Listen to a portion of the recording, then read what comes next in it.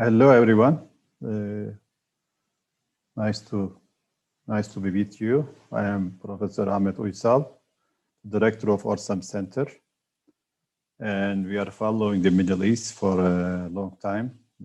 I'm a sociologist myself, but I also I am interested in international relations and Turkish-Arab relations and Middle Eastern affairs.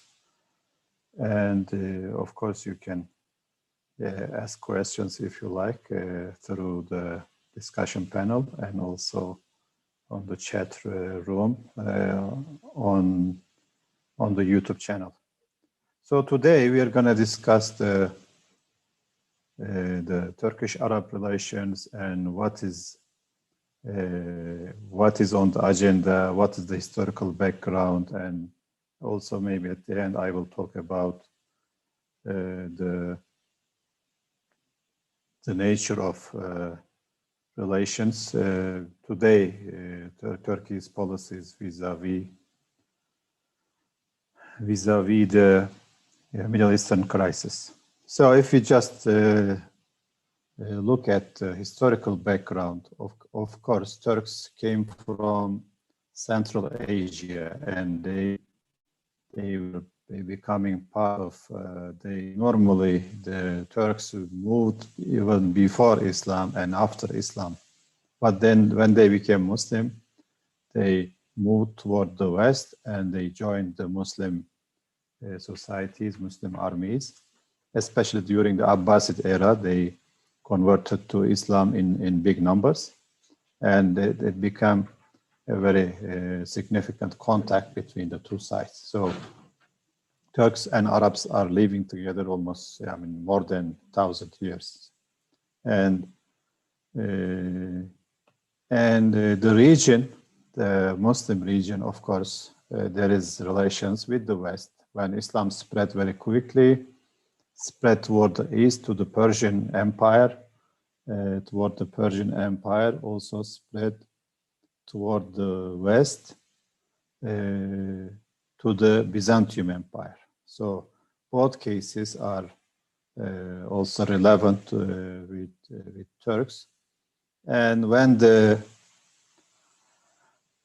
Mongolians, even before the Mongolians, there was crusaders that also attacked the Muslim territories. Turkish armies were very also part of the, along with the Kurds, part of the resistance toward the West. But after when the Mongolians, Genghis Khan attacked the Muslim empire and destroyed the Abbasid Empire, again, the Turks were important to resist these invasions, and Turks became more effective when they established small countries or emirates with like Mamalik and other Ibn Tulun and other different dynasties in the Arab world. So there's a huge interaction between the Turks and Arabs. After, of course, the fall of Seljuqis, when the both Mongolians, they destroyed both Seljuqis as well as the Abbasid, the remaining Abbasid territories, there was an opportunity for the Ottomans to rise. In a way, the Mongolians formatted the territory where the Ottomans found a chance to reunite the Muslim territories, the Arabs and Turks and Kurds and other nationalities. So it was important. And another role, when after the conquest of Istanbul, the Turks, the Turkish dynasty, of course, there wasn't much emphasis on the Turkishness during the Ottoman Empire as a Muslim empire that united around the name of Ottomans, the dynasty. There became a huge legitimacy for the Ottoman leadership in the Muslim world, and in similar dates, similar timing, of course, there was kind of a deterioration or kind of losing the power of Muslims in the West, especially in Andalusia, in the Iberian Peninsula. The Muslim state there was weakening, and in the same time, the Ottomans were rising on the east of Europe and west of Europe. In a way, was kind of changing the balance. But with the conquest of Istanbul, of course, the Ottoman role in the region was consolidated, and the leadership is confirmed. Then we have interesting developments coming on, and of course with the fall of Andalusia, almost similar times in 1492, the fall of Andalusia, also the exploration of America.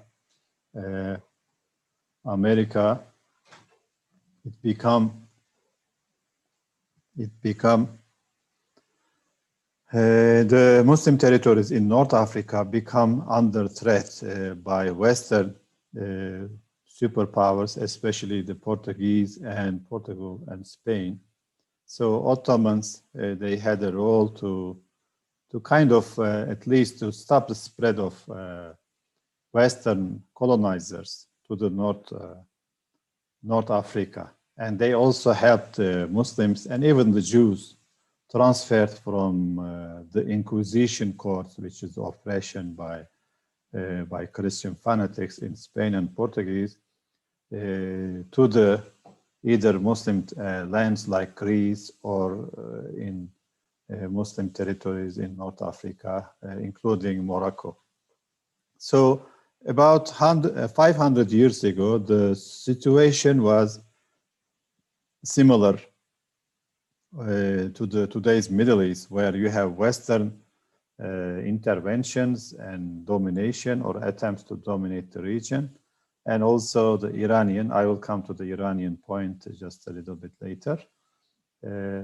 And when, of course, and the conquistador, where there's both Christian and imperialistic Western, they call it explorations, but it was, of course, more than explorations. These conquistador or the conquerors in what they call themselves, they were eager to have 3 Gs. They were not only for exploration. They were not scouts team. I mean, they were serious colonizers. They go after 3 Gs. Gs in English, gold, glory, God. So they were after money, gold. They were after glory, power. They were also after religion. They have also very serious religious motivation that conquered almost all of Americas and Africa, and they even reached to other parts. So when they reached to the Arabian Gulf, when after they going to the South Africa, they with technical capabilities they learned from Muslims also in Andalusia they improved this, and they had better arms, better technology, but the Muslims also did not allow them to conquer more Muslim lands in North Africa with the help of Ottomans. That's now admitted by many independent historians, Arab historians. They say the Ottomans delayed the Western colonization in Arab territories for about at least like 300 years, in some areas like 500 years. So at the beginning of the 16th century, the year 15 and more, the Ottoman Sultan, Yavuz Sultan Selim, he conquered almost all Arab territories and adopted Caliphate. Caliphate also was the symbol of unity among Muslims.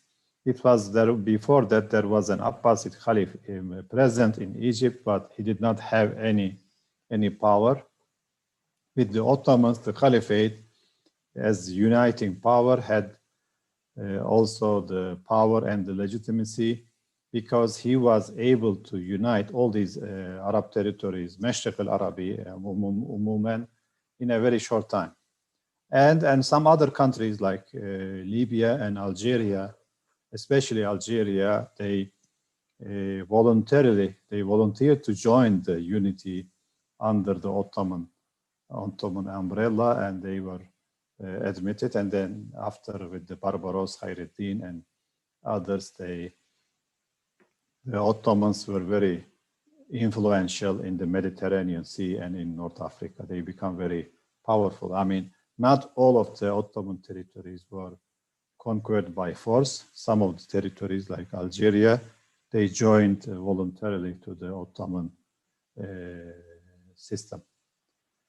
And one thing also, as an example, the Ottoman state was even helping in, I mean, it was more than the administrative territories under the Ottoman system, because they were helping the Indian subcontinent to prevent the Portuguese invasion, then Spain, and even there was big conflict with British invasion or colonization in the Indian subcontinent. So Ottomans were helping Muslims outside their territories.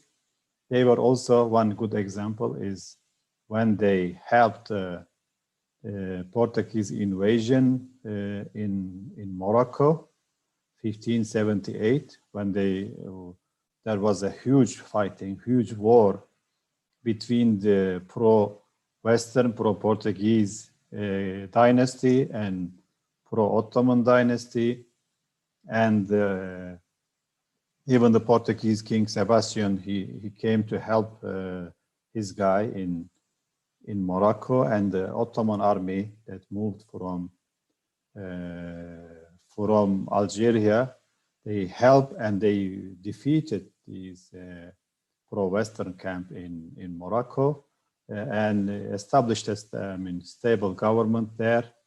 And it is an example that Ottomans did not rule Morocco, but they helped and protected Morocco until from the 1500 from the 16th century all the way to the 20th century. So it is a serious service to the unity or protection, in a way, of these Arab territories, Muslim territories, from Western colonization. So we know the relations between Arabs and Turks in North Africa. Many also Janissaries, that are Turkish soldiers that came to Arab lands in North Africa, in Tunisia, in Libya, in Algeria. They were allowed to marry Arab women there, and they had also families, and they had a new generation of mixed breed, which is called Kulolu or Korolu. Arabs say they also use it in plural terms. They say Karakle in Arabic, but they were like common joint descendants of these mixing Turkish and Arab, and including, of course, Al-Amazigh, Al-Barbar. They did not distinguish the two, and with a good leadership, good neighborhood. So in this time, both Turkish and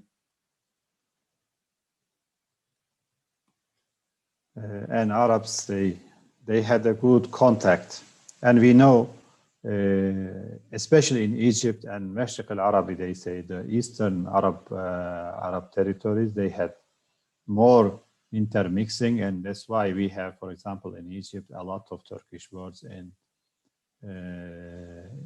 Egyptian dialect.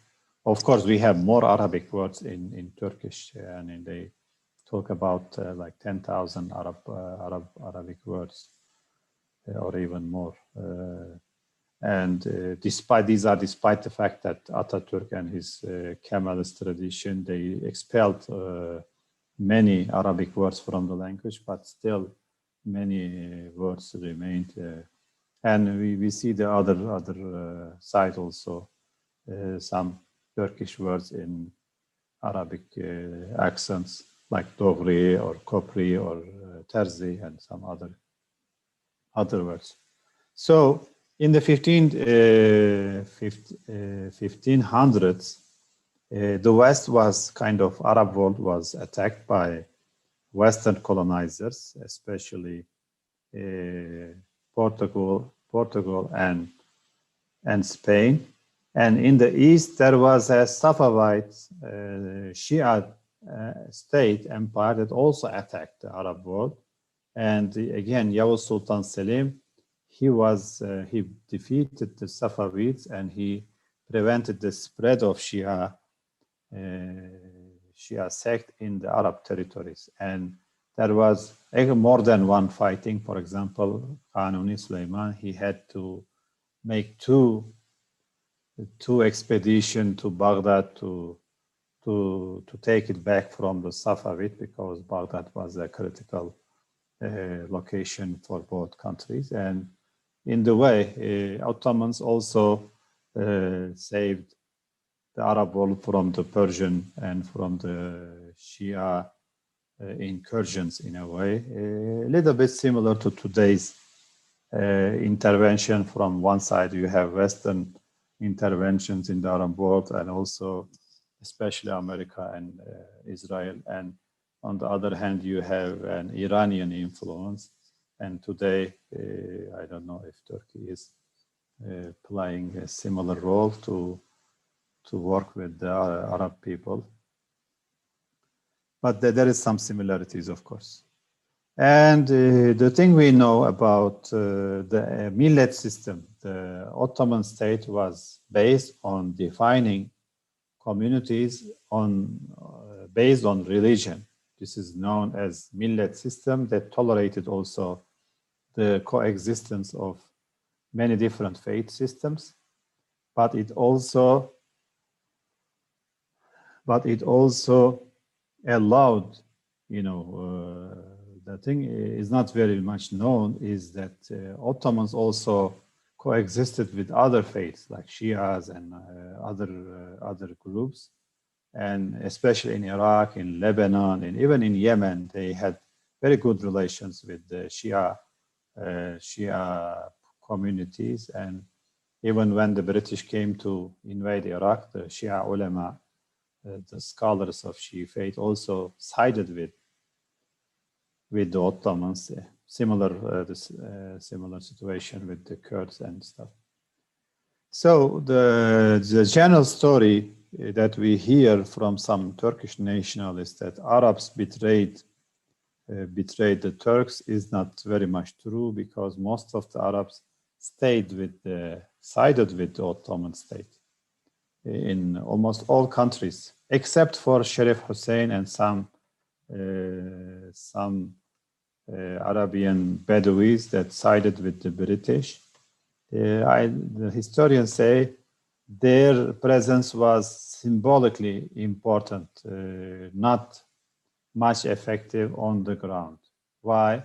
Because their number was not very much, and they were not good soldiers. They did not have much effect on the ground, but it gave the Western allies, especially Britain, they tried to say that they are not fighting Islam.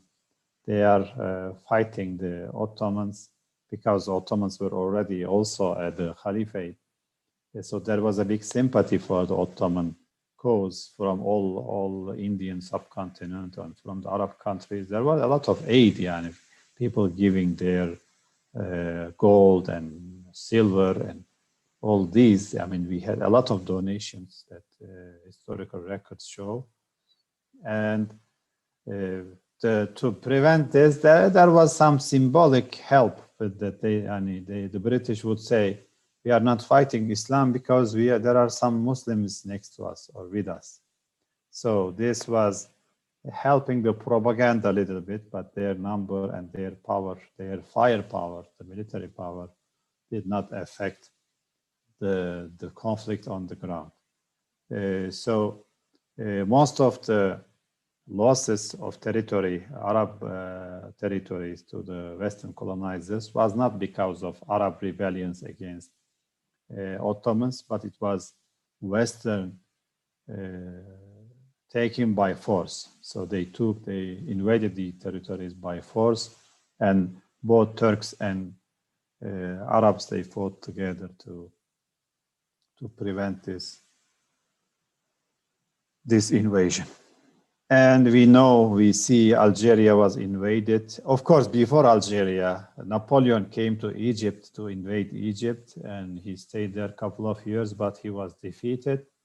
The same Napoleon, he caused a big headache for the Europeans. He went all the way to Russia and caused a big headache for Europeans. But the same Napoleon was defeated in Egypt by the Turkish rule, by the Ottoman rule, let's say, to be more exact to Egyptians and Turkish and all the armies. They defeated them, but after 30 years, they came back to invade Algeria. There was a change in military system in the Ottoman state. They exploited this transition because the Janissaries became more coup mentality. They were the Janissary military institution in Istanbul. They like to intervene a lot. So at one time, the Ottomans had to cancel these Janissaries and build a new army. But in this transition, of course, France used this as an opportunity to invade Algeria. And similar rebellion happened in Egypt under Muhammad Ali, but later they agreed together that they gave kind of privilege to Muhammad Ali's children to rule Egypt. So Egypt remained under the Ottoman rule until the British came in 1882. 1881, French also invaded Tunisia, but in Algeria, the Ottomans, they resisted the French invasion there, tried to prevent them, and they supported Emir Abdel Qadir and Ahmed El-Haj Ahmed Bey and through Tunisia, but they couldn't get rid of France in Algeria at that time. In 1881, France also invaded Tunisia. 82, British invaded Egypt. And Egypt was very significant for the British because it was a shortcut to British Indian colonies, colonization, British rule there, and British interest in Indian continent. So they invaded Egypt, then they decided to destroy Egypt. So this was a critical turning point. The British invasion of Egypt also was a signal of danger against the Ottoman Empire because they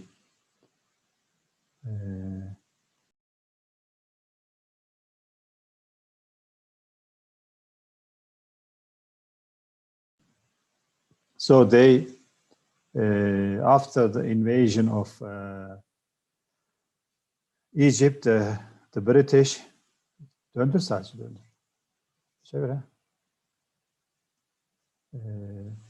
so they decided to fragment, to divide the empire and the Ottoman Empire, I mean. So they caused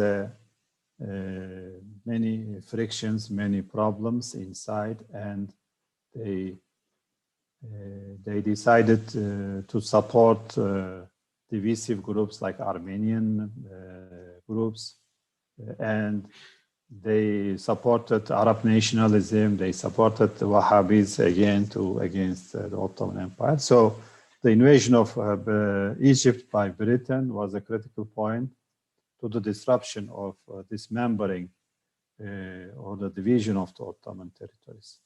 And of course, this was concluded, of course, during the First World War. So the First World War was kind of a fighting against the Ottoman state and the effort to divide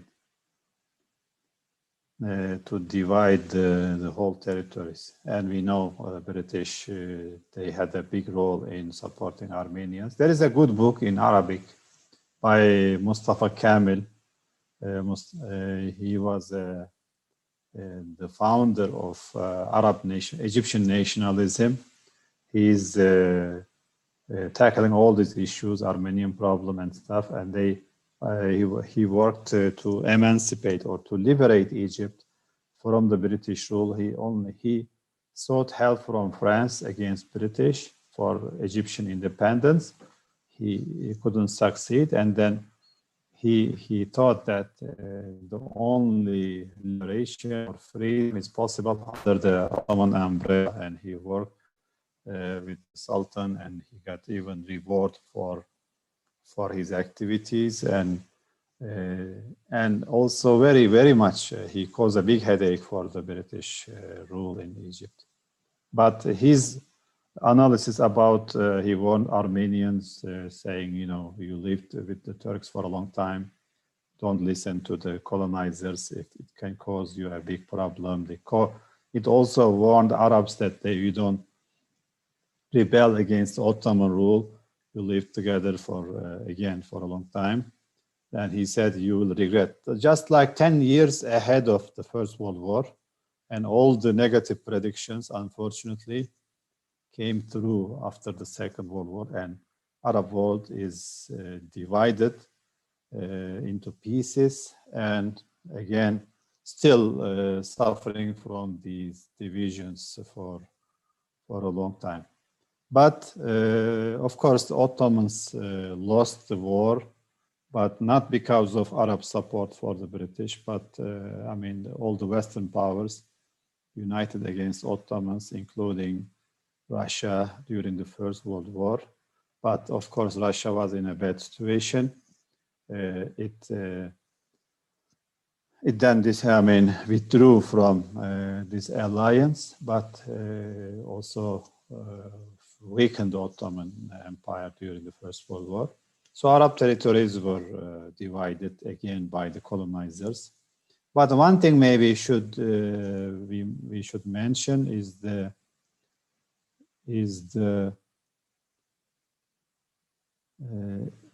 some of the developmental investments. The Ottomans, of course, the Arab territories without oil was very arid, were not very much cultivatable, and because of that, Arabs generally, when the population grew a little bit, they always migrated toward the north or toward the west.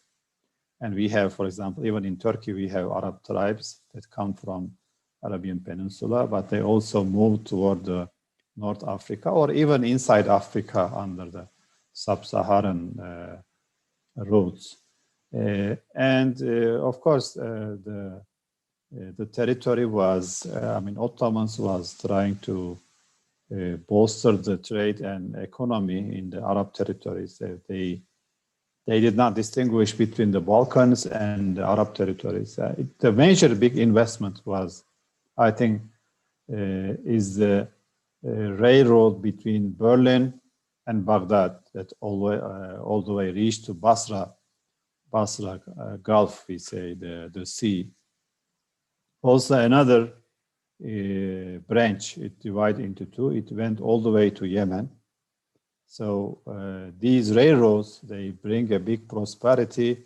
They united, similar to today's Chinese Silk Road that they unite between the East and West. This of course, this railroad united Europe to the east. So the ships come from India, for example, can dock in around Kuwait, in Basra province, and then reach these goods to Berlin, all the way to Germany, Europe, and vice versa.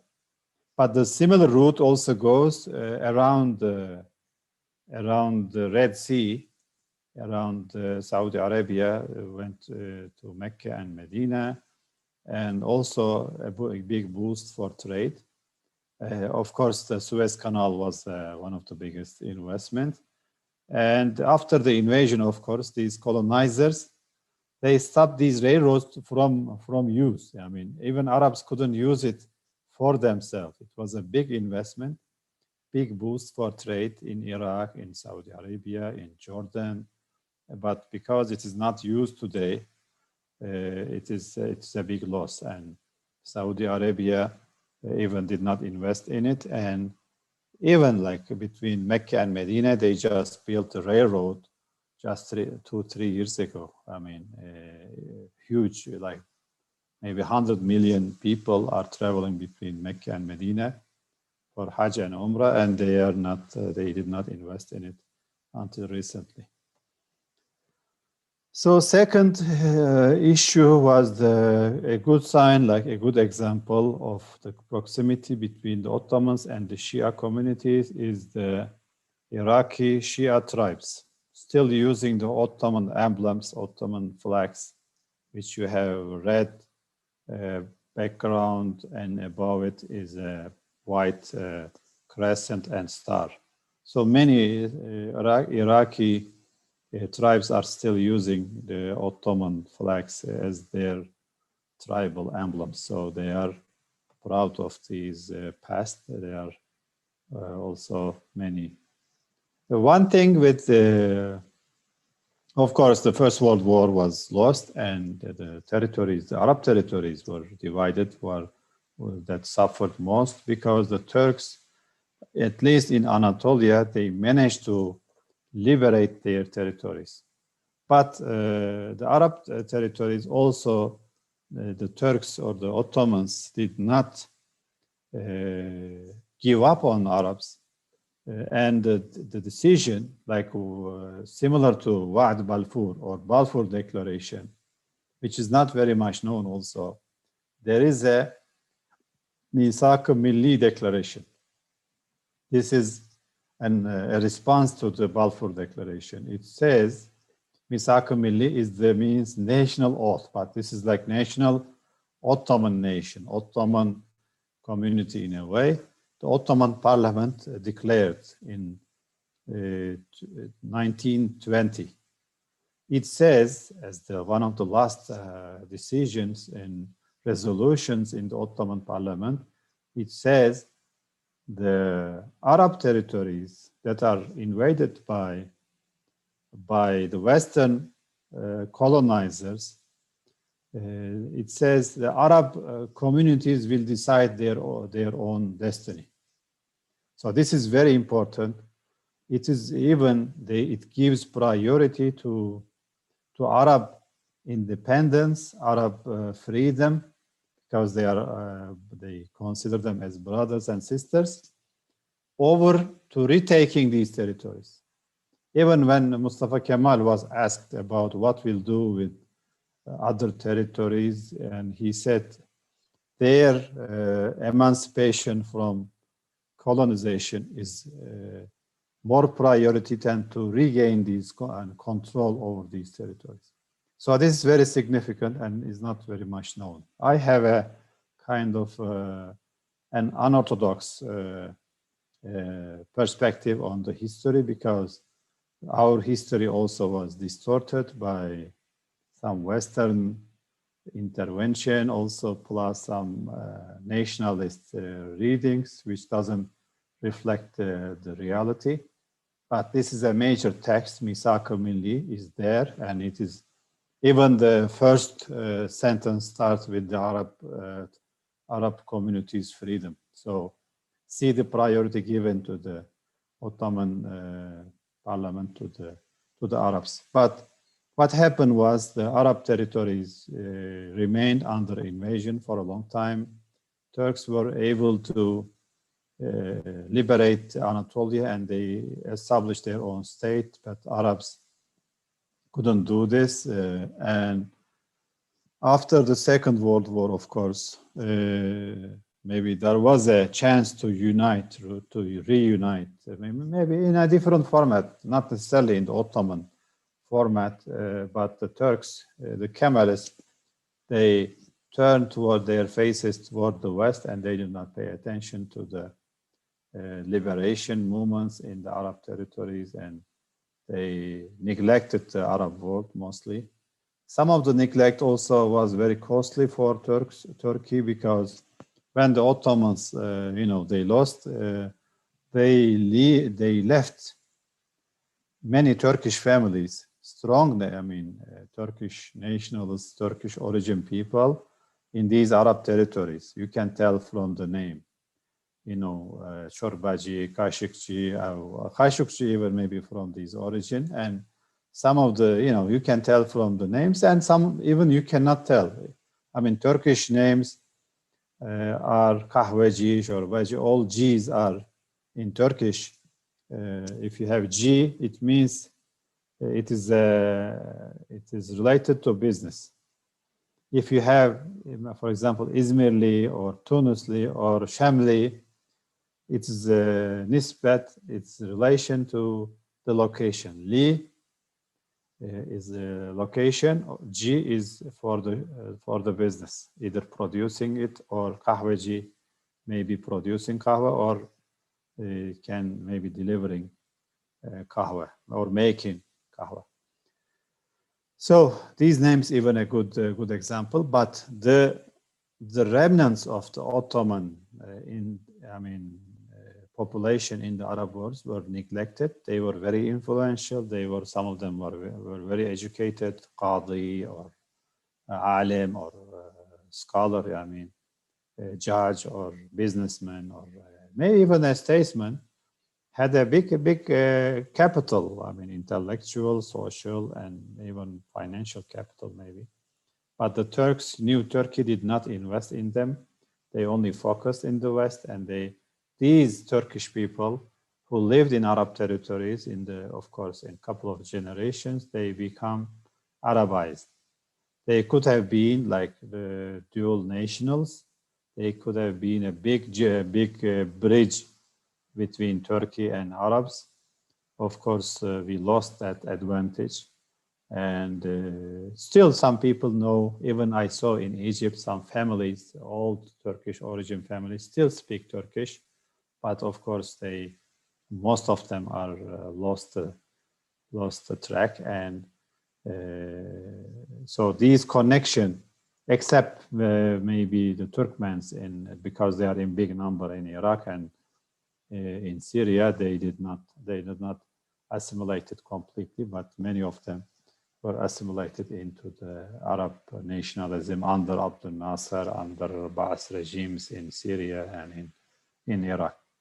So to cut it short, we had a very interesting relations and potential reflected by these new, and we know that similar movements for independence that were taking place in Anatolia. At the same time, we see similar movements in Palestine, in Iraq, and in Egypt for independence, but they were not very successful because especially Arabs have oil and stuff. So the Western borders that divided the Arab territories remained almost more or less the same.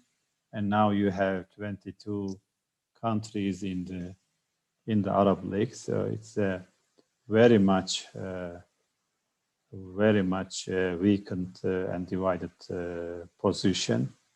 Of course, to fight these Western intervention and colonization, direct and semi-direct or indirect. Yeah, in Algeria and in Palestine, the colonization was direct.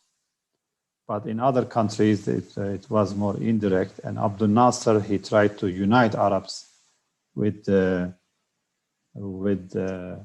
nationalistic perspective. Of course, you have also Islamic groups like Muslim Brotherhood. They wanted to unite the similar territories under the Islamic umbrella. And I think the mistake, two problem with Abdel Nasser, he wasted time. He could have make peace with Muslim Brotherhood and can be strong inside, because he always tried to fight with Israel and Western colonization. But internal struggle made Egypt weak. But second problem, with his popularity and his charisma, he could have turned Egypt into a democratic country, and he could remain on top of Egypt as president, as leader for his life. I mean, he had this credit, but he did not choose to turn to democracy. He even destroyed the other present democratic processes. And these nationalist process, of course, without performing, without achieving anything, they weakened economically and then militarily, and then later on, of course, socially. So he could have worked with the society better, but instead he chose to oppress Muslim Brotherhood and other opposing groups. He weakened Egypt. I mean, at the end, he could have made normalization with them and did not waste maybe energy, but it is his decision. We cannot do much. We cannot just interpret it. So what happened during the Abdel Nasser, when Abdel Nasser crashed the Muslim Brotherhood members, they escaped to the Gulf countries mostly, where you had, they were like still, rising from poverty and maybe illiteracy. The Egyptian, mostly Muslim Brotherhood teachers and engineers, etc., they had a big role in helping the education system in the Gulf region also. That's why you have, in the Gulf, you have two major Islamic groups. One is the Salafis, or the other one is Muslim Brotherhood. And Turkey, of course, they focused on the West for a long time, for like 50 years. And they did not pay attention to the Arabs, and they did not pay attention to the even their Turkish diaspora there, or Turkish minorities there, as a bridge. And but when things relations get worse, especially because of the Cyprus problem and oil embargo and the rise of oil prices, especially in the 60s and 70s, Turkey began to realize and Arab world still has a big potential for trade and development, and also with the political alliances. When they realize that if you have good relations, you can maybe pressure on them. And we know Habib Bourguiba, in Tunis, he repeated the Kemalist model, and he also applied a huge, very strict secularist project. And we know Cyprus, Turkey's intervention in Cyprus, they made the Middle East more important. During the Özal time, Turgut Özal, he was maybe the forerunner or the pioneer of the current Turkey. He changed from state-centered economy to a liberal economy.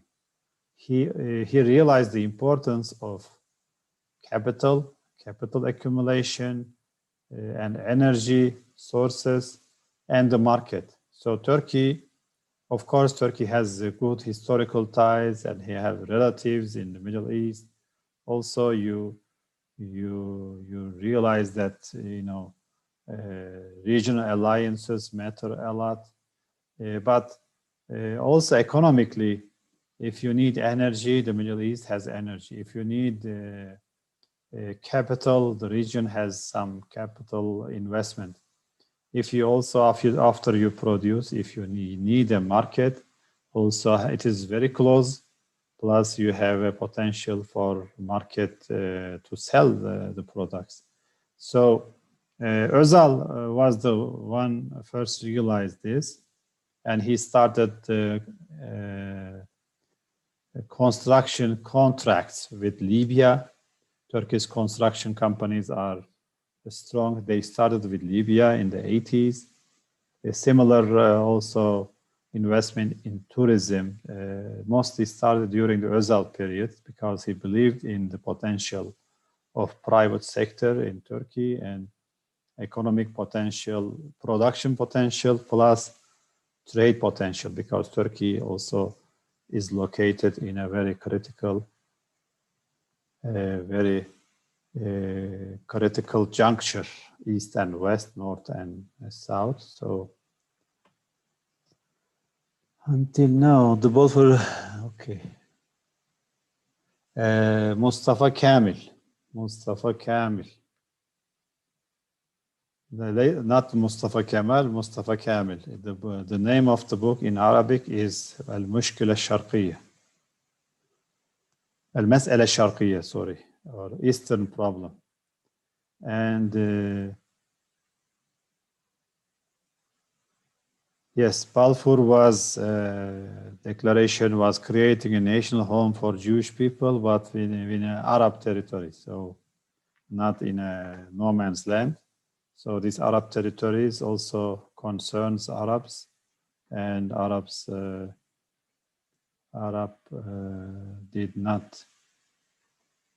They did not ask Arabs, you know, can we join? Can we buy some territories? They came by force with the British help, and then now they become strong, but with also American help.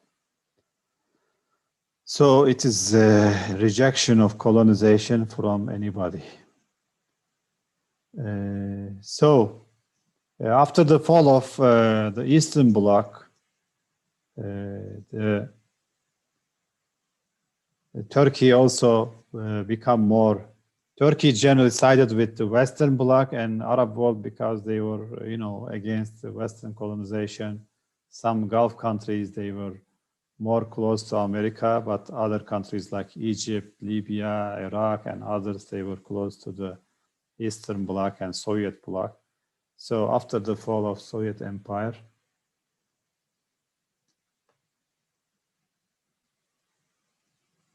just 1 second, my friends.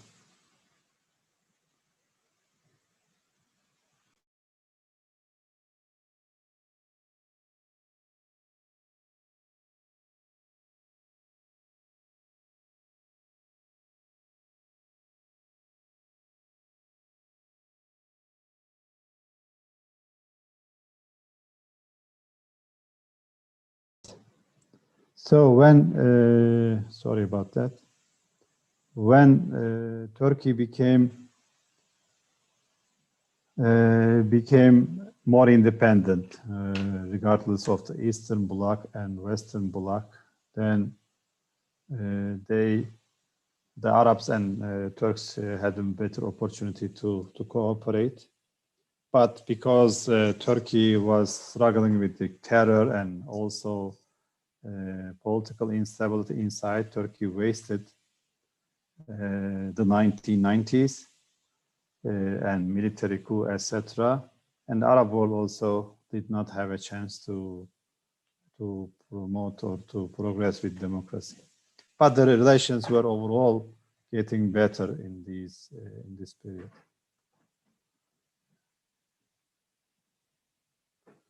Touching upon opposition with all the background, what is your view on having a community political Islam and democracy? Second, in the current developed Turkey is closer to EU, and Turkey is, I mean, it's a unique model. I will come to the questions. Turkey has, in a way, unique mix of mixing Western ideals and principles as well as keeping the Islamic tradition. And I don't accept or buy into the claiming Turkey is political Islam. Turkey is not a political Islam. Turkey is can be considered more like Christian Democrats, is more like Muslim Democrats, and is still under more secular rule, but is benefiting from these historical ties and normalization with neighbors, with Arab neighbors, with history, with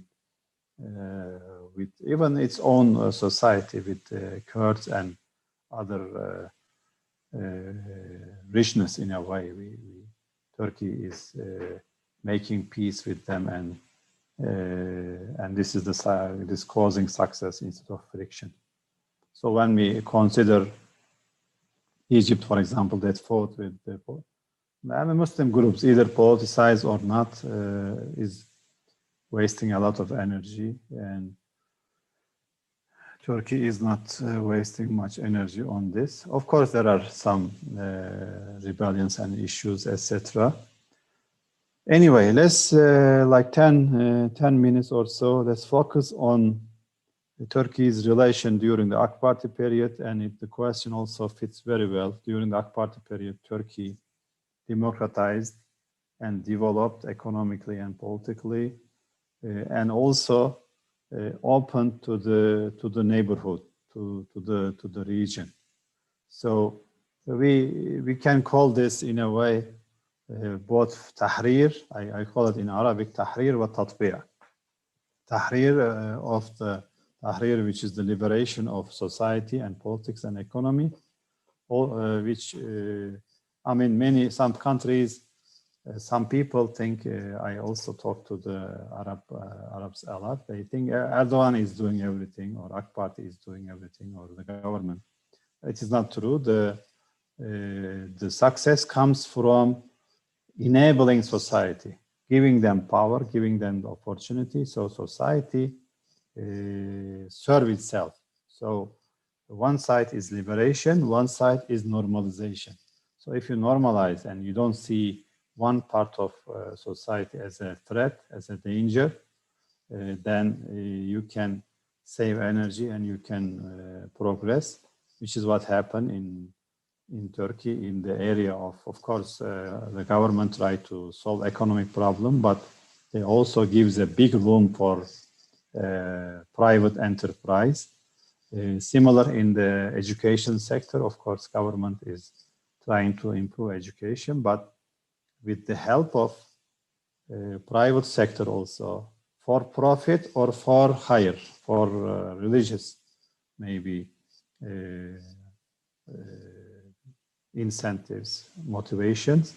This will lower the burden of government. So education sector is improving. Similar in health sector, of course there are hospitals and there are good services in Turkish hospitals, but it also allows private enterprise or even charity mentality health services. So they all serve to the well-being of society.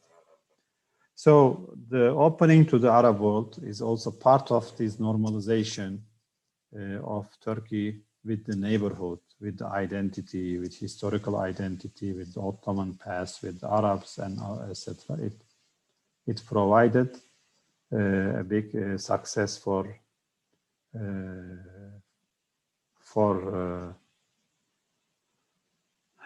Turkish society. So in this period also, Turkey pay attention to the Arab world for investment, for market, for also cooperation, and sees, especially after the eruption of Arab Spring, Turkey not try to promote democracy, but when people rebelled or people protested in big numbers against this oppressive government, Turkey sided with democracy rather than siding with like this party or this political Islam.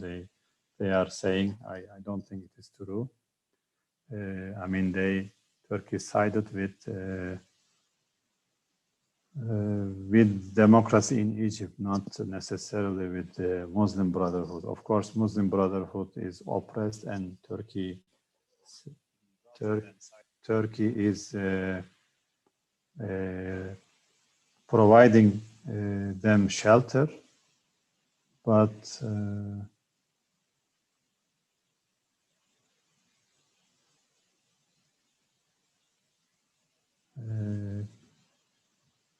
bizim teknik abi şeyde soruları açmamışsınız YouTube'da.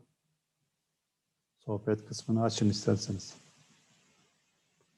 Soru sorabilirsin arkadaşlar oradan seyircilerimiz de. Gerçi. Tamam, çok sıkıntı değil. Hocam şey açık ama YouTube chat açık normalde. Tamam, sorun değil o zaman. Aynen. Okay, so we also Zoom'da da arkadaşlar var. So when the Arabs decided to have democracy, of course, Turkey morally sided with democratic demands of Arab people, because Turkey developed with democracy. There is a interesting connection between democracy and development, between democracy and independence.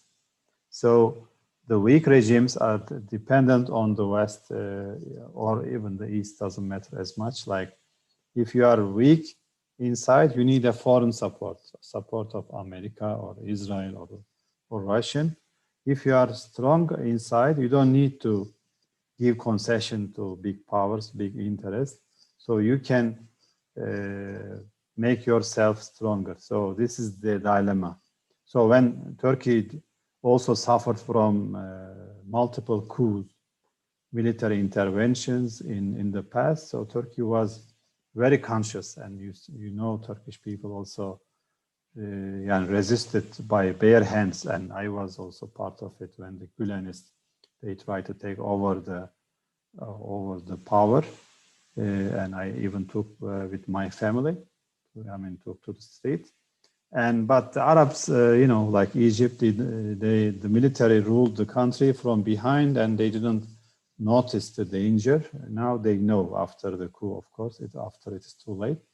But in some countries like Syria, the people did not even given a chance, even though they toppled the Assad regime, maybe even more than once. The Assad regime was falling. Hezbollah came to help the regime, and it wasn't enough. Then Iranians came to help. Then ISIS came to help the regime. ISIS, as you know, toppled the opposition rather than toppling the Assad regime. Then it wasn't enough. Then the Russians came to suppress the Arab democratic demands in Syria. But overall, we see democratic system is more stable, more prosperous, more developed, and more independent. So as Turkey benefit from this model, and Turkey also naturally hopes that this works for other countries. But of course, it is the native people's struggle more or less than Turkey's struggle. If Syrians, they paid a big price, of course, but if it's the same for Yemen, for Egypt, and for Libya. Turkey, for example, in Libya, maybe just mention like a couple of examples, and then we take questions. In Syria, Turkey supported the opposition and democratic demands, still supporting them, but Obama and other big powers, they neglected or even sold out the Arab demands. In Syria, he said red line and chemical weapons use. Obama didn't do anything. Of course, after that, Trump did not do anything.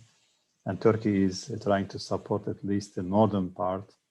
There is an American plan to divide Syria with a PKK state, not the Kurdish state, PKK state. And Turkey is resisting that also. with also trying to stabilize these regions, try to improve these areas with financial support, and also transferring some of their expertise in education, in health sector, in economy to these Turkey-controlled areas. But Turkey is not controlling them 100%. Turkey is providing the major umbrella, but the Syrians trying to learn how to rule themselves with local government, etc., in the Turkish-controlled areas in north of Syria. But we know east of Euphrates River, the PKK, PYD, allied forces invade these fertile grounds, and also there is oil there. America is helping them to control oil, and other parts also Assad regime is controlling. So Turkey is for the unity of Syria and democratic Syria. Turkey supports the opposition and democratic constitution. There is a UN sponsored or UN supervised project of writing a new constitution and maybe foreseeing elections, but Assad regime is trying to delay this as much as possible, and they want to remain as it is. No, they don't want any change. But Syrian people want change, and many Syrians live outside. They want to go back to their home.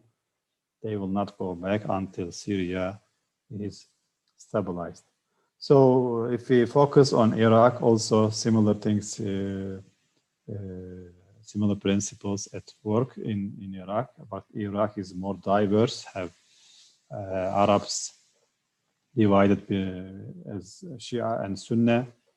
We have Kurds, we have Turkmens in Iraq. Turkey tried to have balanced relation between all sides, among all sides, and have no problem with Shia majority, but Iran trying to control this Shia majority in Iraq with militias and with also political pressure, with some political parties also allied with Iran.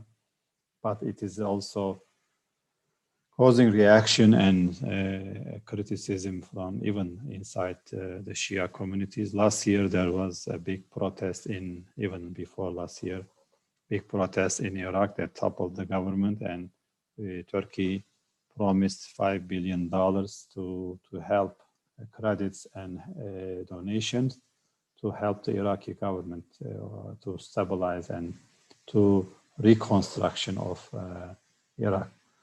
And with the Gulf region, we had normal relations with the Gulf, but when Arab Spring happened, especially the Saudi Arabia and United Arab Emirates and Bahrain, they were afraid of the future of their regimes, I think, more than necessary.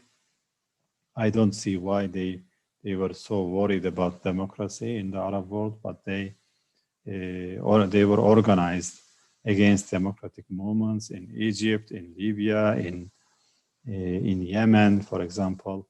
They helped to the creation of a mess in the Arab world, but Turkey chose to stabilize more than maybe understood today. So in Iraq, there is a political process going on, and on the one side, there are protests, and young generation are fed up with lack of services, electricity, shortage of water, and other unemployment and health issues, etc. And as you know, Iraq is full of oil. You know, they produce a lot of oil, but it is corruption that cause big problems. So in Yemen, for example, we supported the same, but the Gulf countries, even though Yemen started very well to build their dialogue, and they had a good regime, but Iranian and Saudi struggle there, allowed the Houthi coup. They were both worried about democratic process. Now they end up fighting together. I think there was a plan with Obama to make Turkey and Iran fight in Syria to destroy both countries. But Turkey did not dive into this.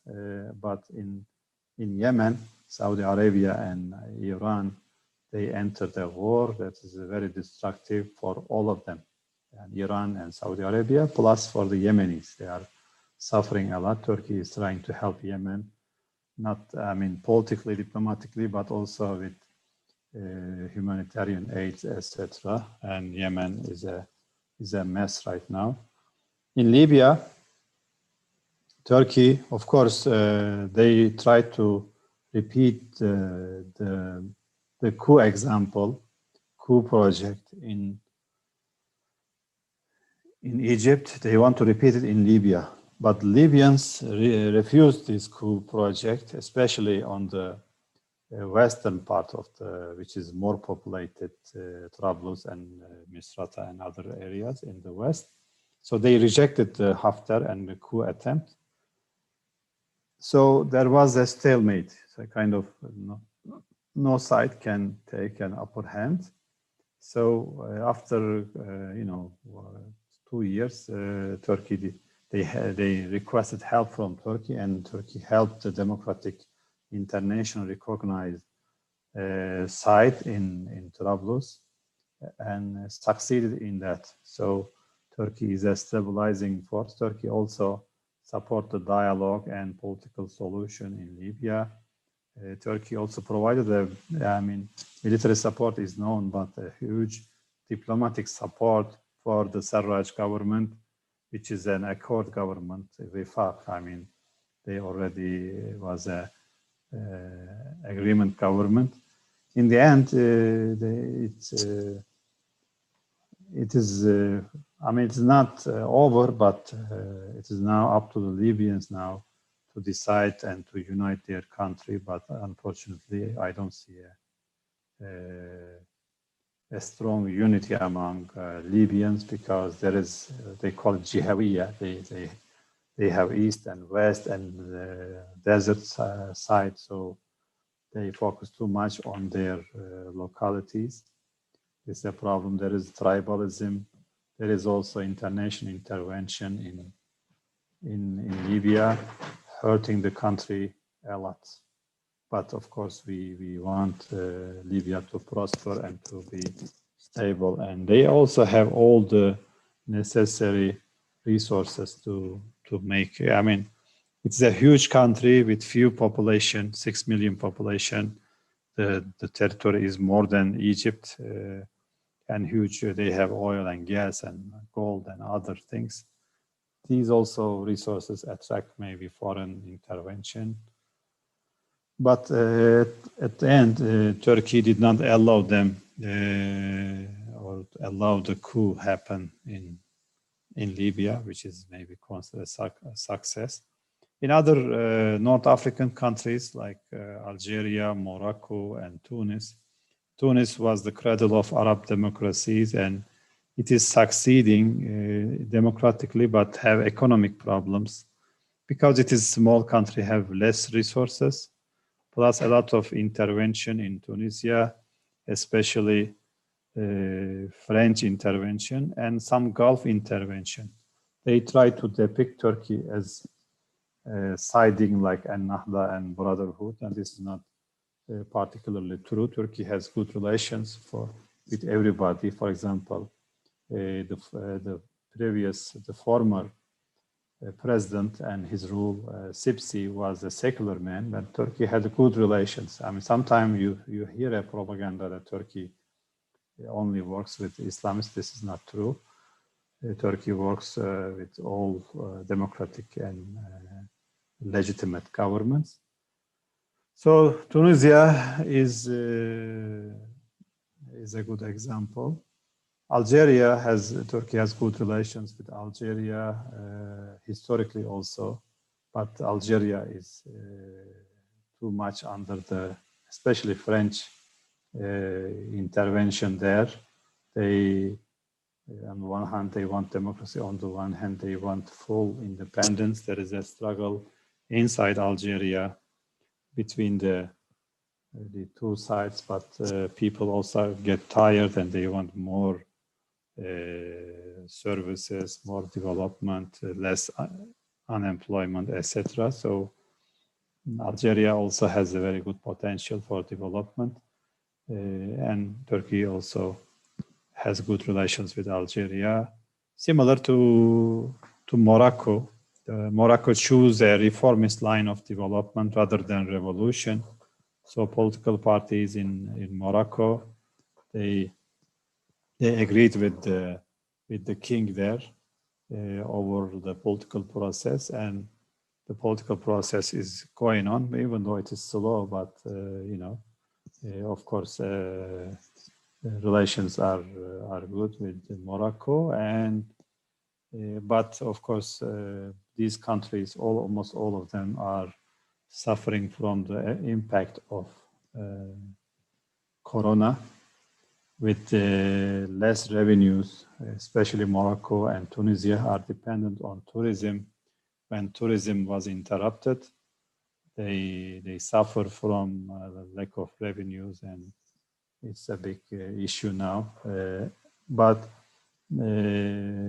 we are working with Algeria and Morocco and Tunisia to solve the Libyan crisis, because they are also affected by the Libyan crisis and Libyan instability. So this is the overall story in the Middle East. If you have more questions, you can ask me. And we want to try to answer. Açabilirsin istiyorsan, mikrofonları da yani açabilirsin, sıkıntı değil. If you wanna ask by voice also, you can, no problem.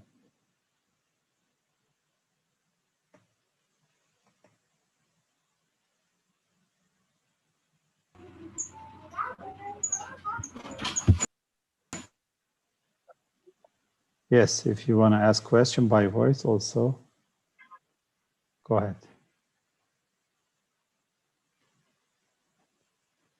I use this time in Orsam. We also have other programs, training programs and panels in Arabic, in English, and in Turkish.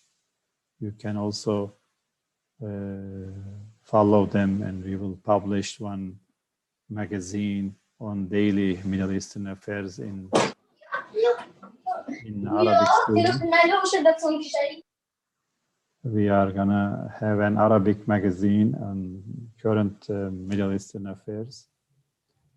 We will have, other activities. We have now Istanbul branch also very active. So you can join these activities. So if you want to ask by voice or by writing, both are fine.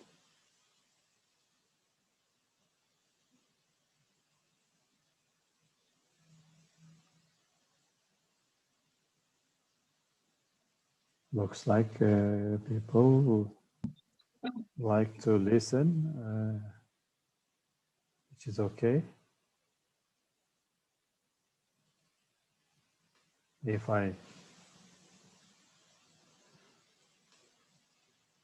I continue maybe 5 minutes, and then we can close it. Of course, the PKK issue is very much asked. Turkey is not fighting the Kurds.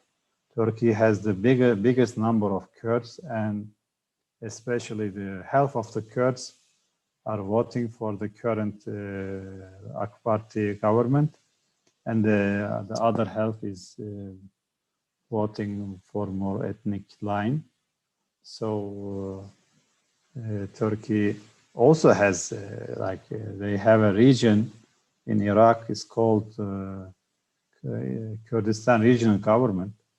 Maybe in Istanbul there are as many Kurds as in this region, but in Turkey we have, of course, a lot more than Kurdistan region. So sometimes they pretend to be the representative of Kurds, but Turkey has more Kurds than other countries.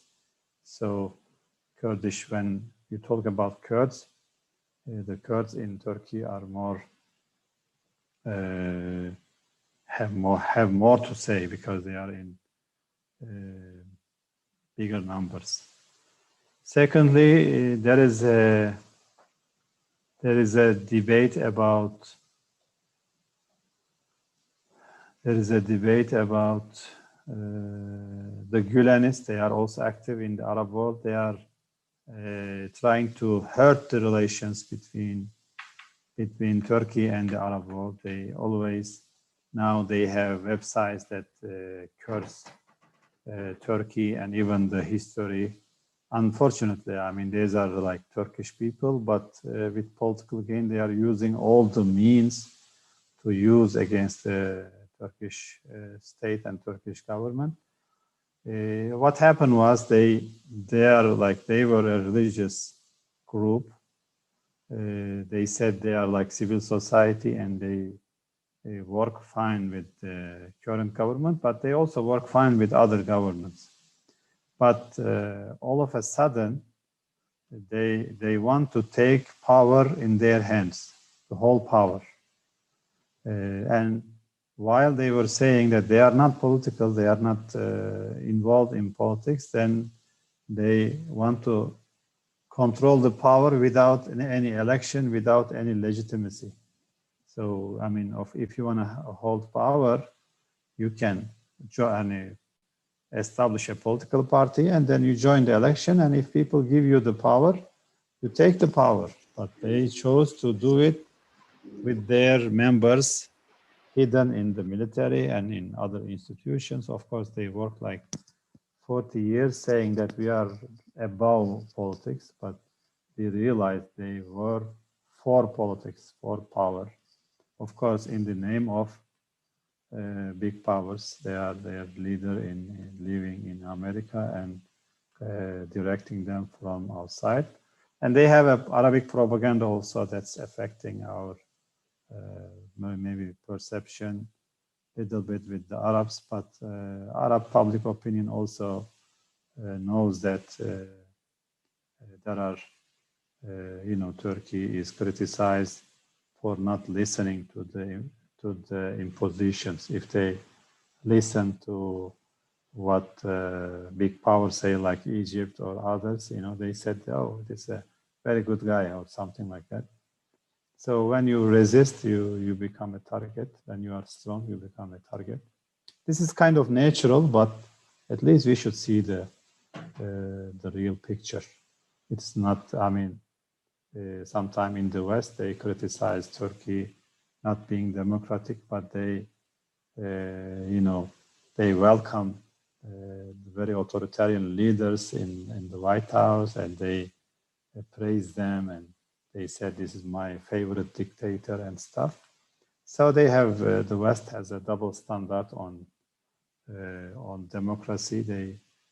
They say they like democracy, but they don't really support democracy when it doesn't fit to their interest. And as I said, there is a relation between democracy and independence.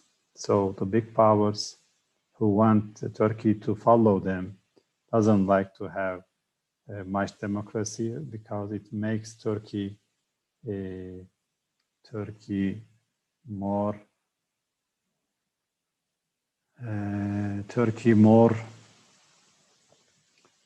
independent. So sometimes it resists, sometimes it accepts, but they have to deal with Turkey as an equal partner rather than impose their decision. Russia, I mean, Russia was the first to realize this fact. I think now, like yesterday, France President Macron, he called also Erdogan. I think he also realized after intimidation and after kind of escalation in discourse and in threats, I think he realized he has to deal with Turkey and Erdogan in a more friendly way rather than threatening them or intimidating them. So let me check the questions. In Yemen, it is a conflict. Unfortunately, it's a proxy war, proxy for Iran, because Iran is not entering the war.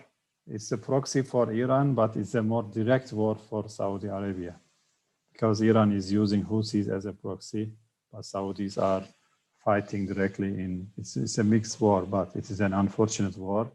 It could have been prevented. America even could have been prevented. And what happened in Yemen, they thought they will make Houthis, for the Saudis is the bad guy for Houthis. Also Muslim Brotherhood, which is the Islah Party, again, they're bad guys. So they thought that if Houthis take control and attack Muslim Brotherhood there, it would be good for Saudi Arabia. But they didn't know they were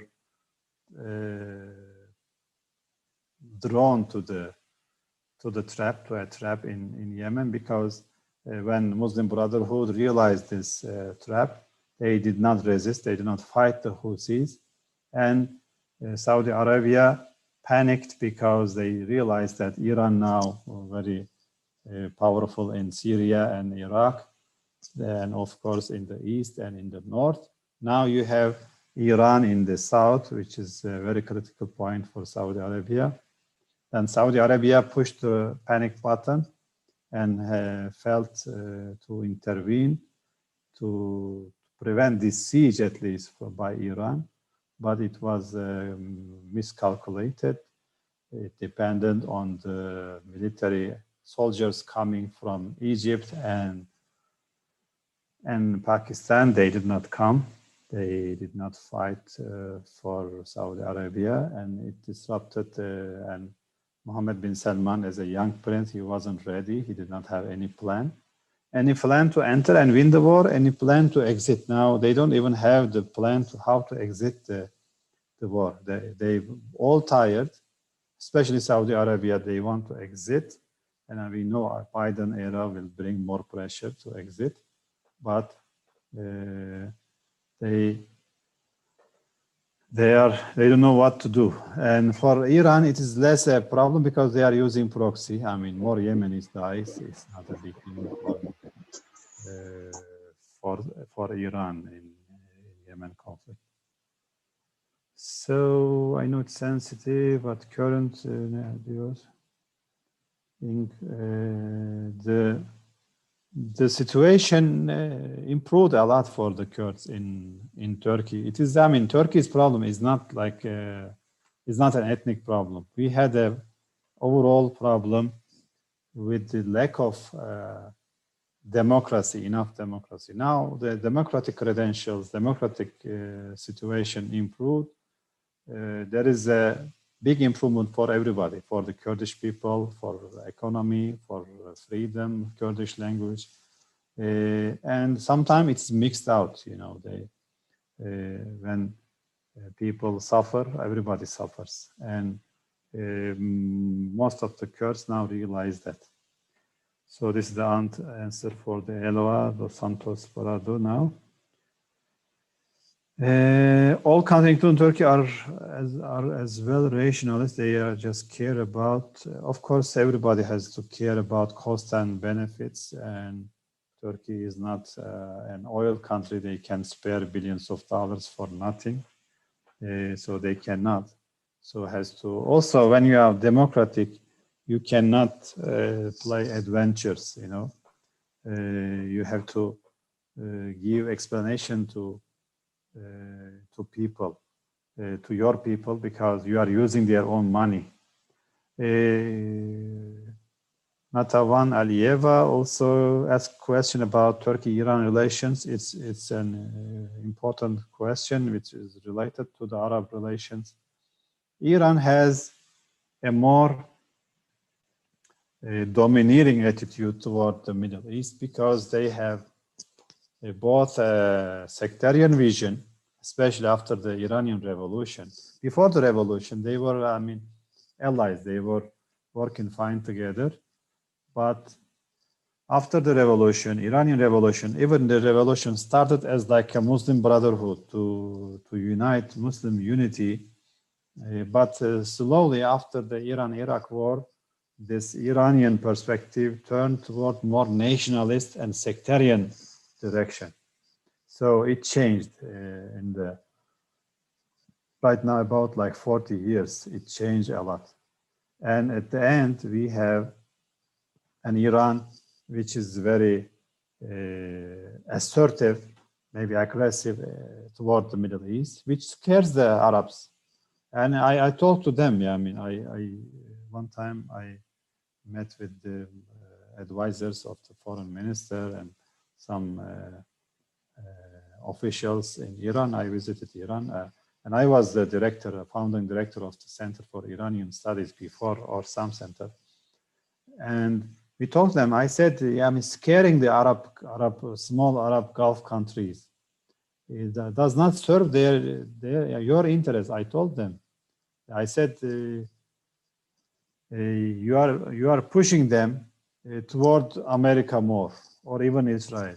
They said no, they are already Israeli puppets and stuff. But it was before Trump. But during the Trump period, we realized that can be, of course, worse, even worse than worse. So Trump and Kushner now came with the Iranian threats and stuff.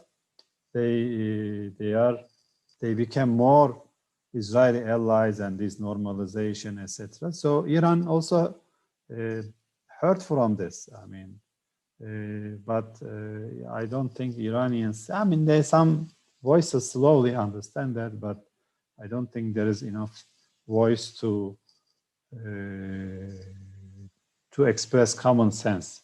And we hear sometimes from Iranians, they say we can get along in the region, we can have dialogue and stuff, but you need to show it as an example, because Iran is a big country. Some of the Arab countries in the region, its neighbors are not even a million. Iran is like 80-something million. So people are worried. I mean, the Iranians did not understand that. And me personally, I think Turkey also is for reconciliation and calming down, or kind of getting along in the region, dialogue between Turkey and Iran, Turkey and Arabs and Iran also. So we can live together, but these conflicts make it more difficult.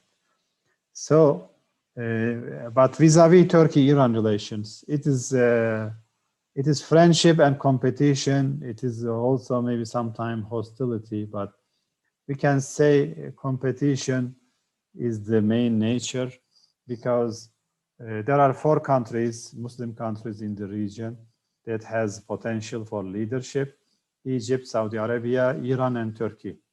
Egypt and Turkey are majority Sunni countries. They have a big chunk and big history for leadership for the Muslim world, but Egypt is weakened after the coup, even was weaker before, and Egypt cannot play this role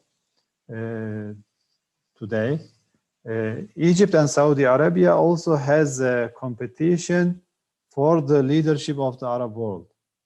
So this is another competition. When the coup happened, I said Saudi Arabia supports the military coup in Egypt because they want weaker Egypt. They don't want Egypt to be strong and to compete with them.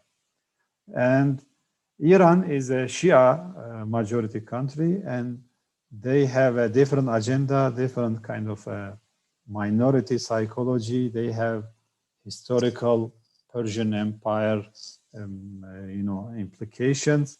They also don't take these countries very seriously. They say these are small countries, we can influence them. Iran also using proxies in many Arab countries, like in Hezbollah in Lebanon, Hashd al-Sha'bi in Iraq, and also trying to control, affect the policies in these countries through these proxies, which sometimes have arms, sometimes have political parties, sometimes have civil society institutions, and they have very effective position. And of course, these Gulf countries have also Shia population. They are very much worried about these Iranian activities. They are like, are they gonna rebel one time, or are they gonna use Shia against these governments? So they are very much worried. I mean, Turkey needs energy and buy some energy from Iran. Iran has a significant Azerbaijani people, Turkish people also speaking Turkish. We feel strongly with them, and we don't also feel hostility against Iranians, but the regime is a little bit now kind of unnatural and using almost all tools, all potential.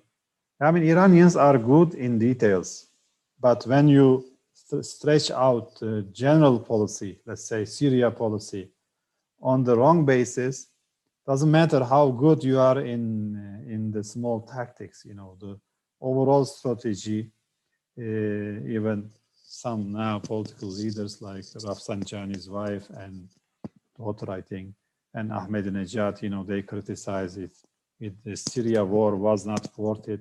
But after you enter in a wrong war, how good in small tactics doesn't matter as much. You know, they destroyed Syria. They also destroyed their sympathy. I mean, it's gonna take a long time for Iran to correct this image. So Turkey's relations with Iran is normal. It doesn't reach to the conflict. I mean, we can see it's a competition for a regional role, and plus Turkey-Saudi relations also very significant. As I said, Saudis they were afraid of democracy. They supported the coup efforts in Egypt, in Yemen, in Libya, and they also they didn't want to help democracy in Tunisia. But at the end, Turkey, even though they are more a little bit hostile toward Turkey, Turkey did not adopt the same attacking mode towards Saudi Arabia. Slowly after of course, when the Trump and Kushner came, they give a big boost to Saudi leadership. Of course, they got their money from Saudi Arabia. And now people, after Trump is out, they began, I think, to more normal relations, more acceptable relations with Turkey, because Turkey is there. You cannot ignore Turkey. I mean, just like Macron, he tried to intimidate Turkey and bully Turkey. And when you don't be afraid, they have to deal with you as a normal partner. I think Saudi Arabia also realized Turkey is needed and is an important factor in the region. They have more problems with Iran, so I think even against Iran, they need to have normal relations with Turkey. There are some signs things may, especially after the normalization with Qatar, I think Saudi Arabia will have better relations with Turkey also. So that's almost. Saudi Arabia thought it is Suraya. I mean, where is she from? I want to know also if you can write. I mean, they claim to be the leader for Muslim world, which is fine. I mean, everybody can claim it, and it is everybody's desire. But I mean, every role has expectations. You know, if you are leader of, if you want to play the leadership, you have to be sensitive to Muslim issues. You don't need to rush to normalize with Israel. You don't need to support, anti-Islamic activities or things that hurt Muslims. Doesn't fit to the leader of the Muslim world. So Saudi Arabia, even when the relations between Pakistan and India, they promise to invest in India 10 times, I think, more than Pakistan. So how does it fit to the leadership? You need to invest in, if you are claiming the leadership, you need to be strengthening the Muslim neighbors more than its adversaries.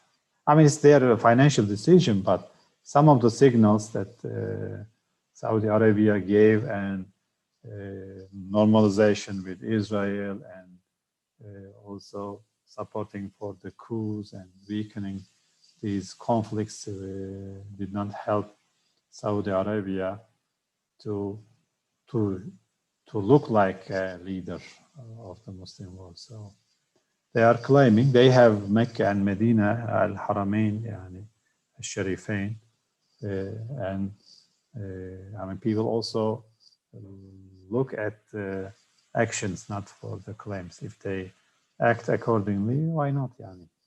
Which is fine. I wish they act like a leader. Okay. That's all, my friends, and we hope to see you around. And please follow us on Twitter and Facebook, whatever you are using. And we also hope to see you in other activities. Also, if you do master or PhD or something, you can consult me. I am also a professor at Istanbul University. I wish you a successful and happy life. So we are living in a global village. You know, we have friends all over the world, and I think we wish you a healthy future. But the world is becoming smaller, and we can. I write into how do I write email? I don't know if everybody sees when I type the answer. Ahmet Uysal, my name, at or some org.tr. This is my